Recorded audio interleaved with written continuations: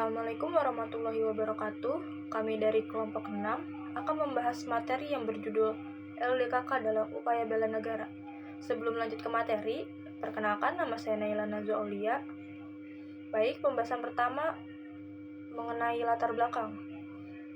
Negara Kesatuan Republik Indonesia memiliki sejarah yang unik jika dibanding dengan negara lain di belahan dunia. Keunikan ini diantara lain meliputi sejarah prakolonialisme Belanda atau masa kejayaan Majapahit, Sriwijaya, Samudra Pasai, Mataram Islam, masa penjajahan, masa perjuangan melawan penjajah, perjuangan menegakkan kemerdekaan, perjuangan mengisi kemerdekaan, Orde Lama, Orde Baru, dan Reformasi. Tiap-tiap warga negara berhak dan wajib ikut serta dalam upaya pembelaan negara. Demikian di antara lain, amanah Undang-Undang Dasar 1945 artinya setiap warga negara memiliki hak dan kewajiban untuk melakukan bela negara. Tidak pandang laki-laki atau perempuan, pekerjaan maupun profesinya, tua maupun muda, ulama maupun umaro, penjabat maupun penjahat, politisi maupun polisi, sipil maupun militer. Dengan demikian, bela negara bukan monopoli salah satu kelompok, profesi, pekerjaan, golongan, ras, etnik, sehingga pengertian bela negara sangat luas supaya mengakomodasi semua golongan maupun kelompok kepentingan. Tujuan membuat video ini untuk mengetahui penanaman terhadap nilai-nilai kedisiplinan dan kepemimpinan serta mengembangkan terhadap bela negara yang tidak sekedar berupa mempertahankan negara dalam bentuk fisik. Pada program LDKK ini menjadi cara generasi muda atau mahasiswa mengisi sesuatu yang bermanfaat dan memajukan bangsa.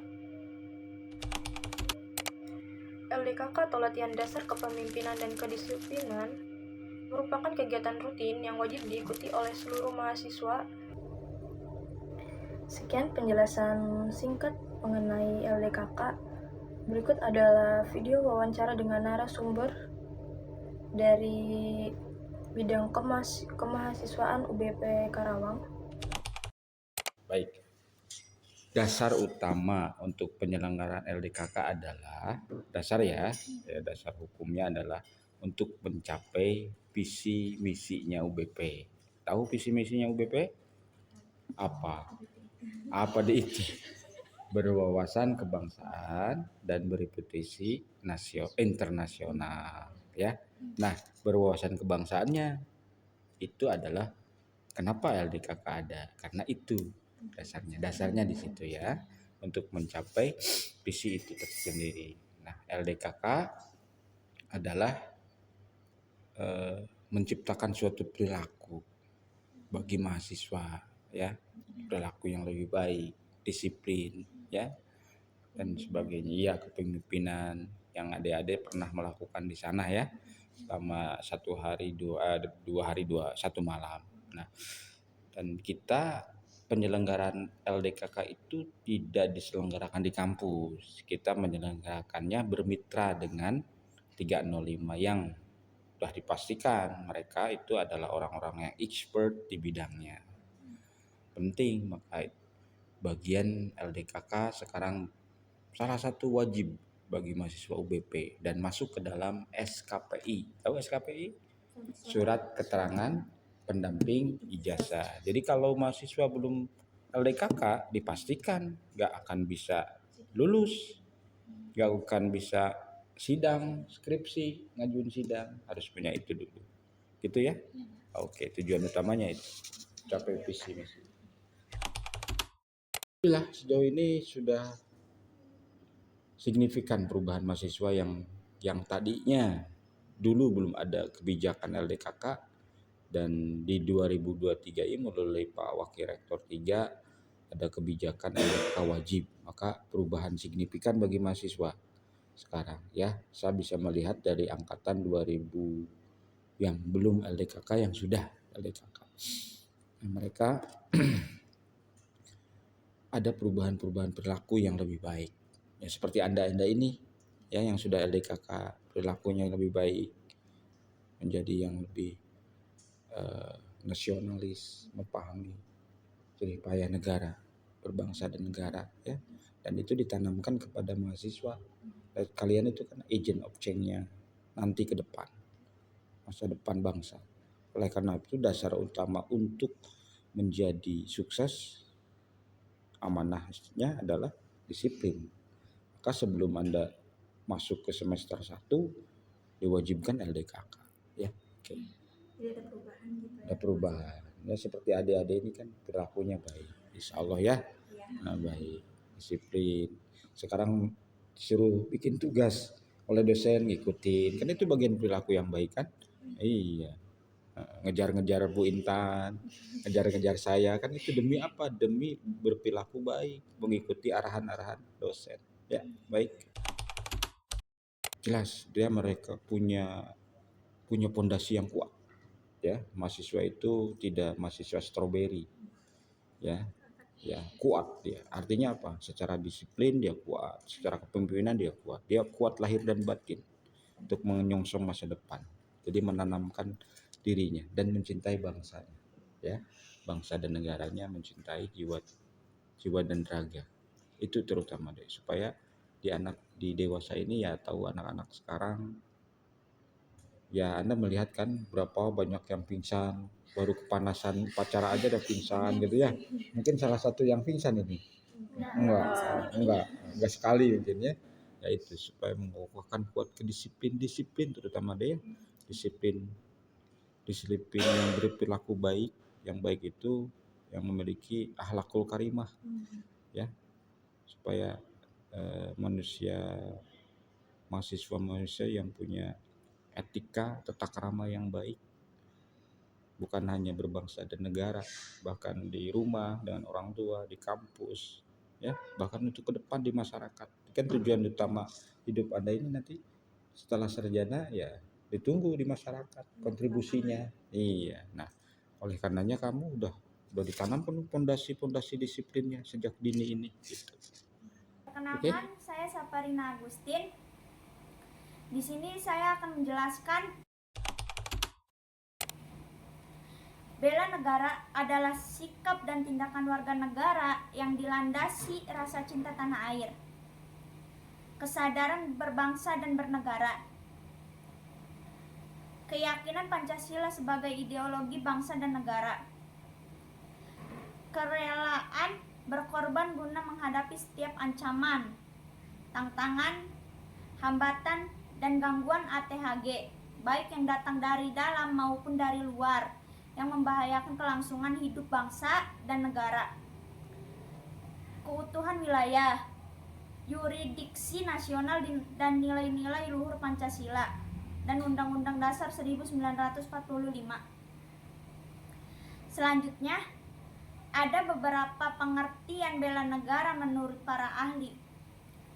Yang pertama, menurut para ahli Purnomo Yusgiantoro tahun 2010, bela negara adalah sikap perilaku warga negara yang dijiwai dengan kecintaan kepada Negara Kesatuan Republik Indonesia yang berdasarkan Pancasila dan Undang-Undang Dasar 1945 untuk menjamin hak kelangsungan hidup bangsa dan negara. Yang kedua, ada Sutarman tahun 2011, bela negara ada dua macam, yaitu secara fisik dan non-fisik.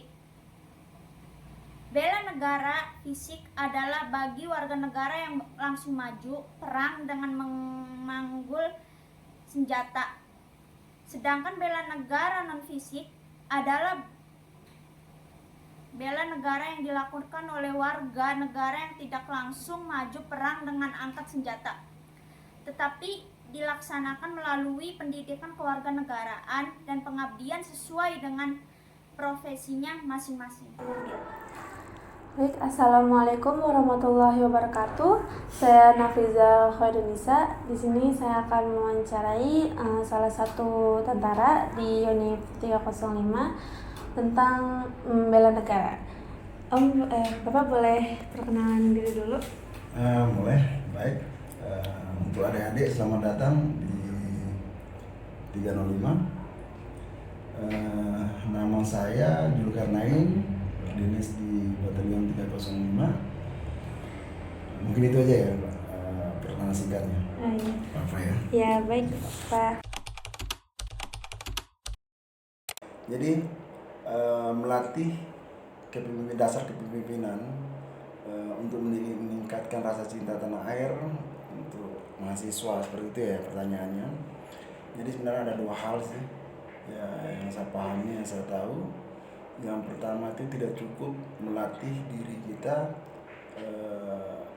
gimana menjadi seorang pemimpin, tapi yang lebih penting itu mengetahui arti dari bela negara dan memahami sejarah bangsa.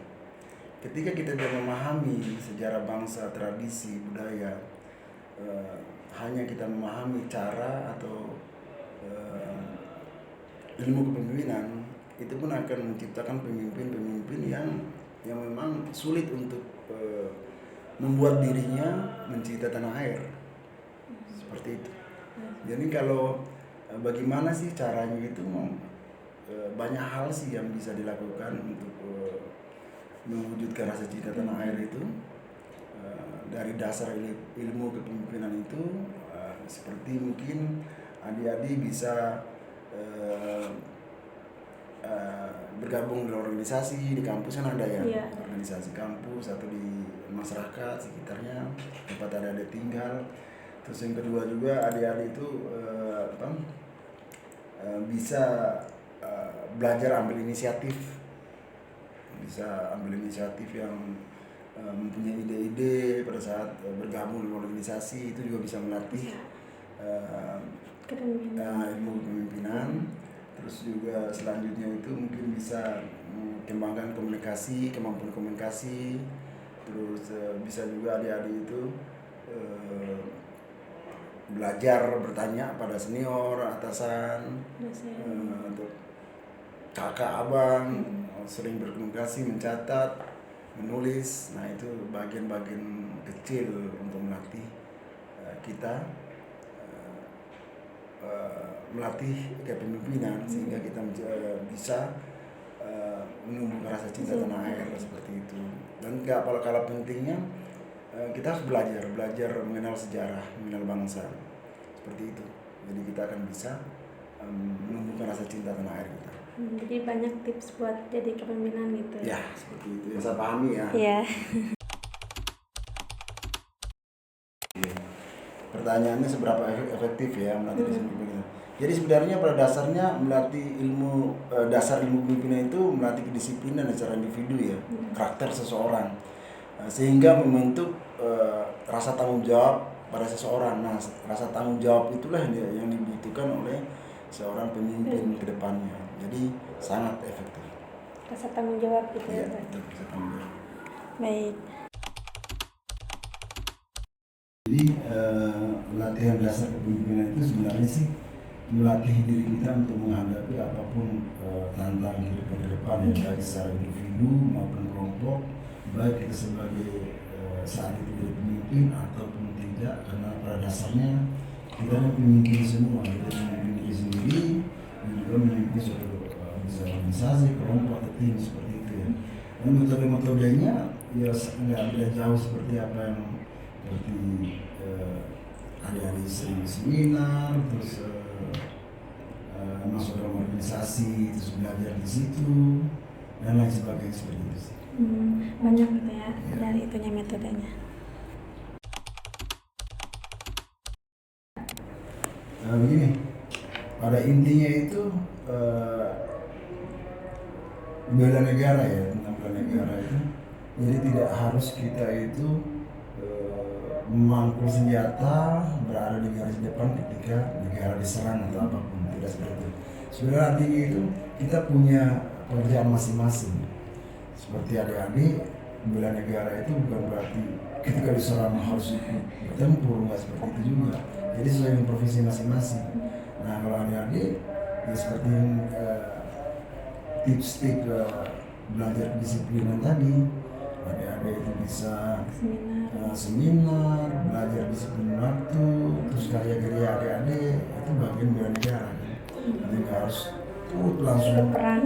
perang, kita harus turun langsung ke lapangan yang sifatnya urgen, ya harus dilakukan, nggak sesuai dengan adik-adik aja. Ketika adik-adik mampunya sekarang sebagai mahasiswa, ya belajar dan giat itu bagian juga, belajar bela-negara, belajar yang giat, belajar ilmu dasar dan sebagainya lah, seperti itu. Udah belajar gitu ya. Pada dasarnya belajar atau melatih ilmu disiplin kepemimpinan itu kan datang dari diri kita sendiri, sebanyak hal yang bisa kita ambil itu, atau dari masyarakat lingkungan sekitarnya. Dan apa-apa yang Ade lakukan sekarang itu bagian dari apa yang Ade belajar. Bertanya, wawancara itu salah satu bagian dari apa yang Ade inginkan itu.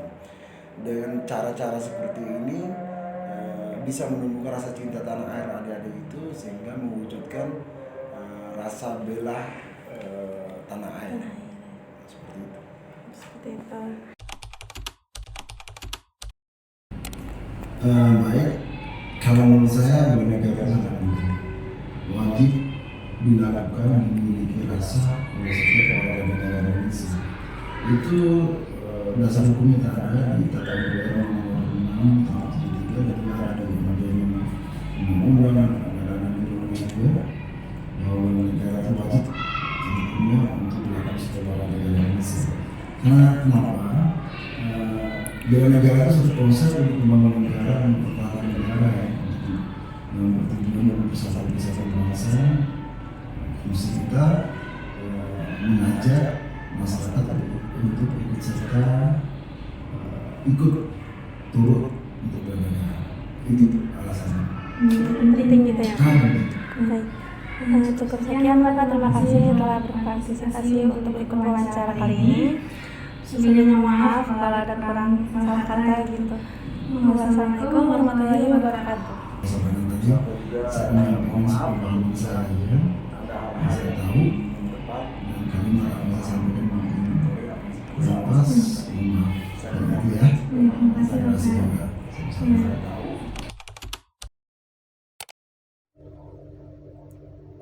Nilai-nilai yang terkandung dalam bela negara adalah yang pertama, cinta tanah air, yang kedua, kesadaran berbangsa dan bernegara, yang ketiga, yakin Pancasila sebagai ideologi negara, yang keempat, rela berkorban untuk bangsa dan negara, dan yang terakhir, memiliki kesiapan fisik dan psikis. Nah, di sini kita akan melihat wawancara mengenai LDKK dalam upaya bela negara dengan narasumber mahasiswa atau mahasiswi UBP Karawang. Berikut adalah video wawancaranya. Assalamualaikum, saya Ayum Fahulujana dari Prodi Sistem Informasi. Kali ini saya akan mewawancarai salah satu mahasiswa yang sudah mengikuti LDKK. Di samping saya dengan siapa? Dwina Nur Fauzia, Dari Prodi Sistem Informasi. Sistem Informasi. Saya Cindy Maharani ingin mewawancarai salah satu mahasiswa yang sudah melaksanakan LDKK. Dengan siapa saya berbicara? Saya Tara Bizar dari Prodi SI Universitas Buana Perjuangan. Dengan siapa saya berbicara? Anissa. Apa yang dipelajari itu sesuai sama judul dari LDKK, latihan dasar kedisiplinan dan kepemimpinan. Belajar dasar kedisiplinan itu kayak latihan baris berbaris, terus upacara dengan baik dan benar, dan selalu mengikuti peraturan yang ada. Kalau dari segi kepemimpinan itu belajar berani buat jadi pemimpin atau ketua yang ada di setiap berguru dan belajar bertanggung jawab. Baik, berarti seperti belajar kepemimpinan gitu ya. Setelah mengikuti LDKK, saya dapat melihat kegiatan bela negara yang berada di LDKK, yaitu salah satunya upacara. Mungkin dari kedisiplinan kita jadi tegas, terus lebih mencintai negara kita sendiri ya. Terus kita juga jadi peduli sama teman-teman kita, sama pertolongan pertama kalau misalnya ada dari kendala-kendala apa gitu. Oke. Seperti mengembangkan jiwa kebersamaan, kecepatan, ketepatan, dan perilaku kedisiplinan. Oke, berarti perilaku kedisiplinannya. Salah satu hal yang dapat saya implementasikan adalah yaitu ada disiplin terhadap waktu. ya kayak tadi kita jadi lebih melestarikan yang ada di negara kita sendiri gitu kan. Jadi lebih mencintai negara kita sendiri. Perlakuan kedisiplinan dan ketaatan dalam kesakitan. Terima kasih untuk wawancara ini. Terima kasih untuk Dina. Manfaat yang dapat saya rasakan mungkin pegal-pegal dan mungkin saya lebih peka terhadap kesadaran diri dan waktu yang saya dapat mengatur waktu. Terima kasih Tara. Jadi lebih disiplin, lebih bersih, lebih tegas gitu aja paling. Ya udah kayak Kamarnya gak kotor lagi sekarang. Iya. Oke, terima kasih atas waktunya ya. Sekian dari video kelompok kami. Kurang lebihnya mohon maaf. Wassalamualaikum warahmatullahi wabarakatuh.